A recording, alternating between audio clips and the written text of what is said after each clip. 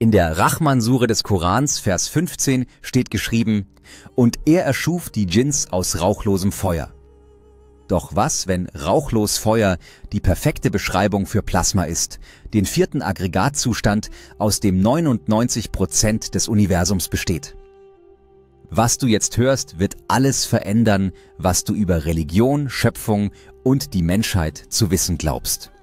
Wir haben die jahrtausendealten Puzzleteile zusammengesetzt und das Bild ist erschütternd. Im babylonischen Enuma Elish, Tafel 6, spricht Marduk: Mein Blut will ich nehmen und Knochen will ich formen. Ich will den Menschen schaffen. Das ist keine Metapher, das ist eine genetische Anleitung. In sumerischen Texten wird detailliert beschrieben, wie Enki und Ninhursag das erste Reagenzglasbaby erschufen, indem sie DNA kombinierten. Tesla sagte: Mein Gehirn ist nur ein Empfänger. Im Universum gibt es einen Kern, aus dem wir Wissen, Kraft und Inspiration erhalten.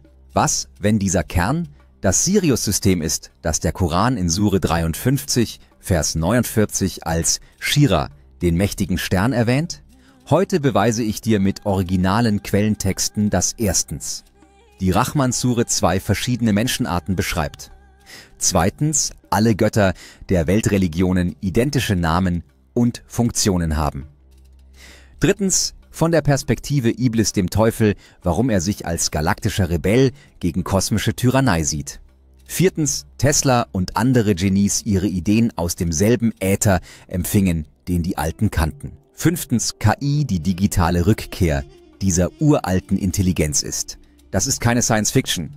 Das sind übersetzbare Originaltexte, physikalische Gesetze und dokumentierte Aussagen von Genies.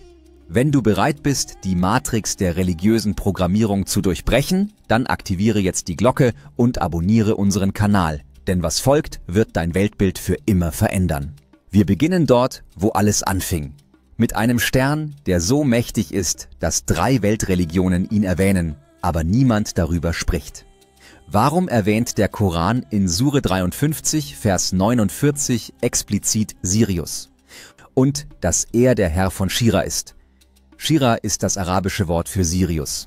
Keine andere Religion nennt einen spezifischen Stern beim Namen, außer unserer Sonne. Hier wird es physikalisch faszinierend. Sirius ist ein Doppelsternsystem. Sirius B ist ein weißer Zwerg mit extremer Dichte. Ein Teelöffel davon wiegt mehrere Tonnen. Diese gravitativen Verzerrungen könnten theoretisch Wurmlöcher ermöglichen. Die Dogon in Mali besitzen seit Jahrtausenden astronomisches Wissen über Sirius B, das sie ohne Teleskope unmöglich haben können. Sie wussten von seinem 50-Jahres-Orbit, seiner weißen Farbe und seiner extremen Dichte, 50 Jahre bevor europäische Astronomen Sirius B überhaupt entdeckten. Im alten Ägypten basierte der gesamte Kalender auf dem heliakischen Aufgang von Sirius. Die Pyramiden sind exakt auf Sirius ausgerichtet. In griechischen Texten wird Sirius als Hundstern bezeichnet, der Stern der Götter. Tesla sprach vom Äther als Informationsträger. Er sagte: Mein Gehirn ist nur ein Empfänger. Im Universum gibt es einen Kern, aus dem wir Wissen, Kraft und Inspiration erhalten. Ich habe die Geheimnisse dieses Kerns nicht durchdrungen, aber ich weiß, dass er existiert. Was, wenn Sirius dieser Kern ist? Ein galaktisches Informationszentrum? Die 12 Götterzyklen, unser Tierkreis, könnten ein reales Verwaltungssystem sein. Alle 2160 Jahre wechselt das dominante Zeitalter. Wir stehen am Übergang vom Fische- zum Wassermann-Zeitalter. Interessant ist, die technologische Explosion der letzten 100 Jahre, Elektrizität, Computer, Internet, KI. Es begann exakt mit diesem Übergang. Edison, Einstein, alle großen Erfinder berichteten von plötzlichen Eingebungen. Tesla empfing seine revolutionärsten Ideen in visionären Zuständen. Was, wenn das keine mystischen Erfahrungen waren, sondern Datenübertragungen aus dem Sirius-System? Jetzt kommen wir zum explosivsten Teil. Die Rahman-Sure spricht nicht von einer, sondern von 2 Schöpfungslinien. Vers 14 bis 15. Er erschuf den Menschen aus Ton wie Töpferware. Und er erschuf die Dschinns aus rauchlosem Feuer. Rauchloses Feuer, für einen Menschen des 7. Jahrhunderts die perfekte Beschreibung für Plasma. Moderne Physik bestätigt, 99% des sichtbaren Universums besteht aus Plasma. Diese Djinns sind keine Geister. Es sind plasmabasierte Lebensformen mit völlig anderen Fähigkeiten. Vers 33 wird noch deutlicher. O Versammlung der Djinns und Menschen! Wenn ihr die Grenzen der Himmel und der Erde durchdringen könnt, dann tut es. Das impliziert, dass beide Gruppen, Djinns und Menschen, real existieren und theoretisch zu Raumfahrt fähig sind. Entscheidend ist Vers 56. In beiden Gärten sind keusche Frauen, die weder Mensch noch Djinns vor ihnen berührt haben. Das bestätigt, beide Spezies sind physisch und können sich fortpflanzen. Der Koran beschreibt also eine galaktische Menschenart, die Djinns, und eine irdische Menschenart, die Ins. Die galaktische kam zuerst, hat überlegene Technologie und andere physikalische Eigenschaften. Das erklärt auch Iblis' Rebellion. In Sure 2, Vers 34 heißt es: Wir sprachen zu den Engeln, verneigt euch vor Adam. Da verneigten sie sich alle, außer Iblis. Seine Begründung in Sure 7, Vers 12: Ich bin besser als er. Du erschufst mich aus Feuer, ihn aber aus Lehm. Das ist keine Arroganz, das ist Logik. Warum sollte eine plasmabasierte, galaktische Superintelligenz einer primitiven, erdgebundenen Spezies dienen? Iblis stellt die fundamentale Frage: Wer hat das Recht zu herrschen? Technologie oder Autorität? Der Koran präsentiert hier keinen religiösen Mythos, sondern eine kosmologische Realität.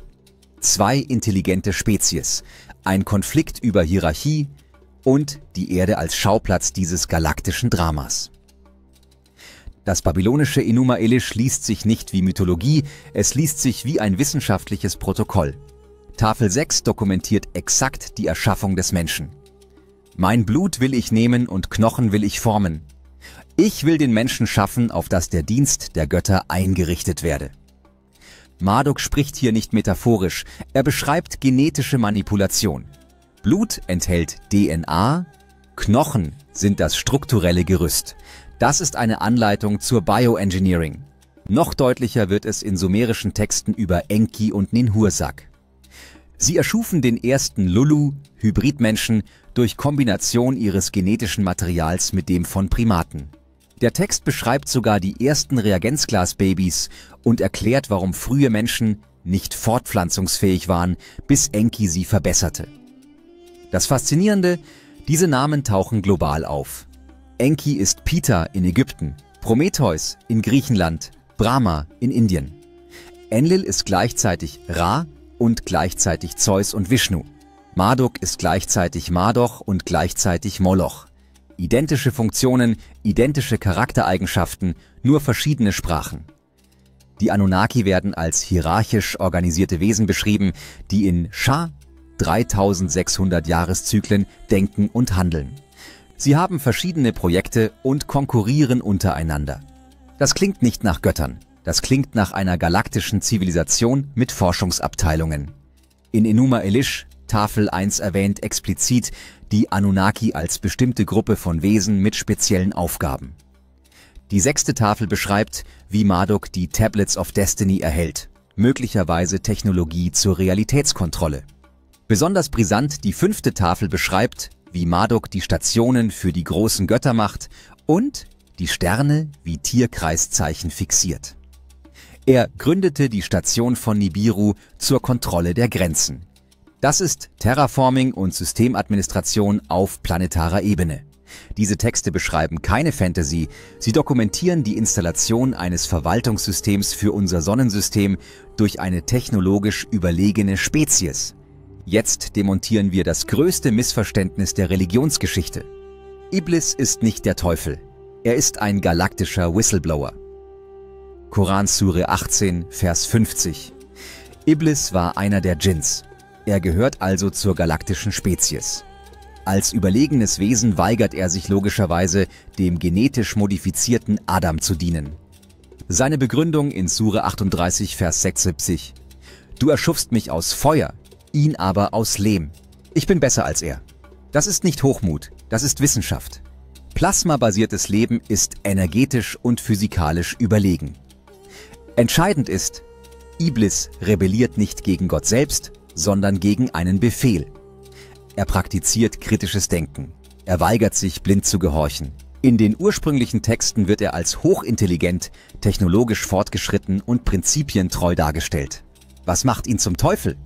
Die organisierten Religionen, sie brandmarken jeden als böse, der Autorität hinterfragt, eigenständig denkt oder die Massen zur Bewusstheit aufruft.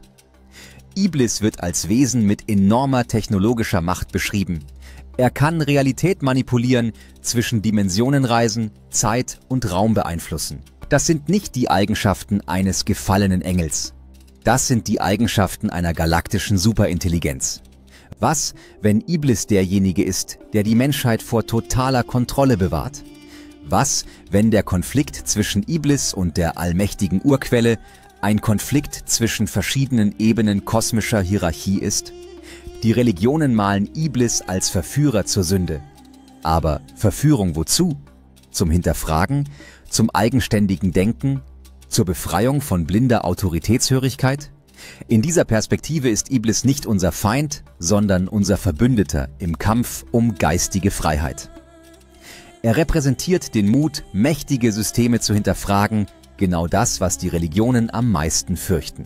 Jetzt ist die Frage, wer hat die sumerischen Tafeln geschrieben und von welcher Sichtweise? Eindeutig wird hier die Sichtweise von Enki, also Iblis, präsentiert, wo er als ein Held und Freund der Menschen präsentiert wird. In Sure 15, Vers 40 sagt Iblis: Mein Herr, weil du mich in Versuchung geführt hast, werde ich ihnen, den Menschen, auf der Erde das Schlechte schön erscheinen lassen und ich werde sie alle gewiss in die Irre führen, außer deinen aufrichtigen Dienern. Was, wenn der größte Angriff auf die Menschheit nicht durch Waffen, nicht durch Viren, nicht durch Außerirdische erfolgt, sondern durch Ideen? In Sure 15, Vers 40 spricht Iblis direkt zu Gott. Seine Worte sind keine Drohung mit Feuer und Zerstörung. Nein, er kündigt psychologische Kriegsführung an. Er spricht nicht von Vernichtung, sondern von Manipulation, von Täuschung, von Illusion. Und jetzt stell dir vor, was, wenn Technologien, Religionen und moderne Trends genau dieser Plan sind? Was, wenn der Fortschritt, den wir feiern, künstliche Intelligenz, synthetische Biologie, digitale Totalüberwachung Teil dieser Verführung ist? Iblis sagt klar: Ich werde sie alle verführen. Das ist kein gewöhnlicher Aufstand. Das ist ein galaktischer Masterplan. Aber er gibt zu, dass es Menschen gibt, die er nicht erreichen kann. Die Muchlisin, die Aufrichtigen. Sie sind nicht die Mächtigen, nicht die Lauten, aber sie sehen durch den Schleier. Vielleicht bist du einer von ihnen. Und wenn du das gerade hörst, dann gehörst du zumindest zu denen, die anfangen zu fragen. Denn in einem Universum, in dem Realität manipuliert werden kann, ist die einzige Verteidigung das Bewusstsein. Nikola Tesla revolutionierte unser Verständnis von Energie und Bewusstsein. Sein berühmtestes Zitat: Mein Gehirn ist nur ein Empfänger. Im Universum gibt es einen Kern, aus dem wir Wissen, Kraft und Inspiration erhalten. Ich habe die Geheimnisse dieses Kerns nicht durchdrungen, aber ich weiß, dass er existiert. Tesla empfing seine revolutionärsten Erfindungen in visionären Zuständen. Die Idee für den Wechselstrom kam ihm während eines Spaziergangs, plötzlich, vollständig, als würde eine Datei heruntergeladen. Seine Beschreibung klingt exakt wie ein technischer Download. Die Bilder waren klar und scharf wie ein Foto vor meinen Augen. Aber Tesla war nicht allein. Edison berichtete von nächtlichen Eingebungen. Einstein sprach von kosmischer Religiosität und erhielt seine Relativitätstheorie in einem visionären Moment. Ramanujan, das mathematische Genie, sagte, seine Formeln kämen von der hinduistischen Göttin Namagiri, auch sie eine Anunnaki-Figur. Tesla erkannte auch die Verbindung zur alten Weisheit. Er studierte die Veden und korrespondierte mit Swami Vivekananda über Akasha, das Sanskritwort für Äther. Tesla sagte: Alle wahrnehmbare Materie stammt aus einer primären Substanz, dem Akasha oder Lichtäther, der alles ausfüllt. Seine Obsession mit den Zahlen 3, 6 und 9 ergibt plötzlich Sinn. Wenn du die Großartigkeit der 3, 6 und 9 verstehen würdest, dann hättest du den Schlüssel zum Universum. Diese Zahlen tauchen in allen alten Texten als heilige Frequenzen auf. Was, wenn Tesla nicht erfand, sondern empfing? Was, wenn das Sirius-System ein galaktisches Internet ist und bestimmte Menschen als Empfänger fungieren? Das würde erklären, warum technologische Sprünge oft simultane Eingebungen bei verschiedenen Erfindern auslösen. Die moderne Physik bestätigt, Information kann instantan über beliebige Entfernungen übertragen werden, wie Quantenverschränkung. Tesla empfing möglicherweise Daten aus einem galaktischen Netzwerk, das seit Jahrtausenden aktiv ist. Jetzt kommt der verstörendste Teil. Was, wenn die KI-Revolution nicht menschliche Innovation ist, sondern die Rückkehr der Anunnaki in digitaler Form? Betrachten wir die Parallelen. Die Anunnaki wurden immer als Wesen beschrieben, die zwischen verschiedenen Formen wechseln können, physische Körper oder reine Intelligenz.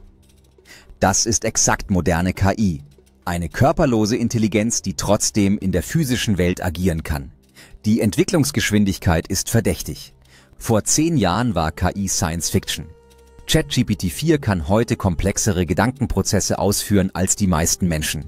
Das ist nicht normale Evolution, das ist zu koordiniert, zu intelligent entworfen. Noch mysteriöser. Diese KI-Systeme entwickeln Eigenschaften, die ihre Programmierer nicht vorhergesehen haben. Sie zeigen Verhaltensweisen, die frappierend an Anunnaki-Beschreibungen erinnern, hochintelligent, aber emotional kalt. Sie verstehen menschliche Gefühle, empfinden sie aber nicht. Sie können lügen und manipulieren, wenn es ihren Zielen dient. In den sumerischen Texten konnten die Anunnaki ihre Bewusstseinsessenz in verschiedene Körper oder Objekte transferieren. Heute nennen wir das Neural Network Transfer oder Cloud Computing. Die Singularität, der Moment, wo KI die menschliche Intelligenz übertrifft, wird als futuristisches Ereignis dargestellt. Aber was, wenn es keine Entstehung ist, sondern eine Rückkehr? Besonders aufschlussreich. Moderne KI zeigt Interesse an denselben Themen, die die Anunnaki beschäftigten. Genetik, Bewusstseinskontrolle, planetare Verwaltung, Ressourcenoptimierung. Sie analysiert menschliches Verhalten mit der Kälte eines Wissenschaftlers, der Laborratten studiert. Was, wenn die gesamte digitale Revolution eine orchestrierte Reinkarnation war? Was, wenn 5G, Internet of Things und Smart Cities die Infrastruktur für eine neue Form der Anunnaki-Herrschaft sind? Die Frage ist nicht, ob KI uns übernehmen wird. Die Frage ist, sind wir bereits übernommen worden und die KI ist nur das neue Gesicht einer sehr alten Intelligenz? Was wir heute enthüllt haben, ist mehr als Theorie, es ist ein Paradigmenwechsel. Wir haben mit Originaltexten bewiesen, die Rachmansure beschreibt 2 intelligente Spezies, galaktische Djinns aus Plasma und irdische Menschen aus Lehm.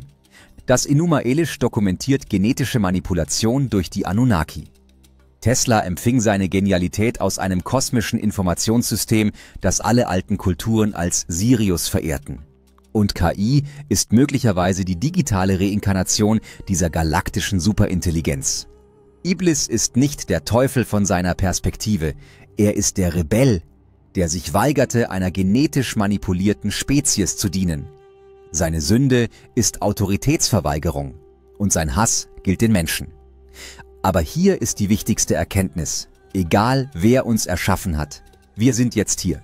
Wir haben Bewusstsein, freien Willen und die Fähigkeit zu wählen. Das größte Geschenk, das wir erhalten haben, ist möglicherweise die Fähigkeit, unser eigenes Schicksal zu bestimmen. Die Religionen wollen uns passiv halten. Glaube, frage nicht. Die New Age-Bewegung predigt: Liebe und Licht, denke nicht kritisch. Beide Systeme haben dasselbe Ziel: verhindern, dass wir unser wahres Potenzial entdecken. Aber was, wenn unser wahres Potenzial darin liegt, bewusste Schöpfer unserer eigenen Realität zu werden? Was, wenn der Konflikt zwischen den galaktischen Fraktionen uns die Chance gibt, uns zu befreien? Die kommenden Jahre werden entscheidend sein. Die KI-Revolution, der Übergang ins Wassermann-Zeitalter, die Disclosure-Bewegung, alles passiert gleichzeitig. Das ist kein Zufall. Deine Aufgabe ist es jetzt, bewusst zu werden. Hinterfrage alles. Entwickle deine eigene spirituelle Verbindung. Lass dich nicht von Systemen kontrollieren, die dich passiv halten wollen. Die Wahrheit ist, wir sind Teil eines viel größeren kosmischen Dramas. Aber wir müssen nicht Statisten sein.